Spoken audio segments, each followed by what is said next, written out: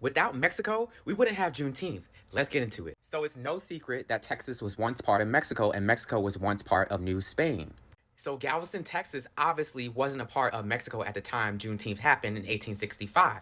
But since the inhabitants of what is now Texas have been a part of New Spain since the 1500s, that's 300 years before the Anglos came, and with people like Esteban, who was a Moroccan Moor who was shipwrecked in Galveston, Texas in the 1500s, there is ample evidence that there was once a thriving black indigenous community in New Spain and Mexico in what is now Texas. And these African descendants occupied every rung of the economic ladder. And remember, New Spain and Mexico allowed racial mixing. So many of these people were indigenous, European, and of African descent. And that was the problem for the Anglos. The Anglos loathed race mixing. And the Mexicans wanted to be a race-free society. After all, there was only 3,000 enslaved people left in Mexico by the time Mexico gained its independence from Spain. And by the time Texas became part of the United States, many of these Mexicans did not leave Texas. They just became Americans.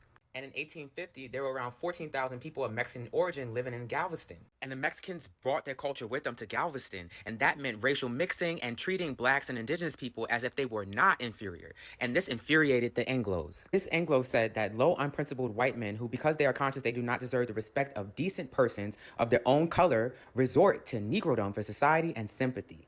If such practices were left unchecked by proper authorities, the editor warned, we will ere long have a Southampton insurrection or a general Negro stampede from Mexico. And then it goes on to say the degree of interracial socialization in Galveston worried the slaveholding elite to such an extent that the city repeatedly passed laws carrying increasingly harsh penalties designed to draw more clearly the color line between black and white workers. Many of those free white people lived in the territory when it was a part of Mexico, and they were used to intermingling with black and Indians. Even more, Galveston, Texas did not allow free people of color to live in their city because of the fear that they would aid the enslaved people. There were only 2 free people of color living in Galveston, Texas by 1860. So this region that was once a free territory where people have been living free for generations, for the Anglos to come and bring back enslavement and re-enslave people that were once free, this didn't sit well with the Mexicans because they were living under a free society before the Anglos came. So they aided many enslaved people to freedom. And once they became free and a part of Mexican society, their racial classification was lost. So today, many of the descendants like Diana and Sophia who fit the public perception of what a Latino should look like. So if it wasn't for the Mexicans participating in racial mixing for hundreds of years before the Anglos arrived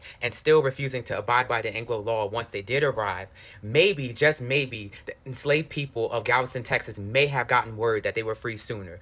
But the Anglos made sure to have an iron fist on their enslaved people in Galveston, Texas because of the threat of freedom that was so imminent being that close to Mexico.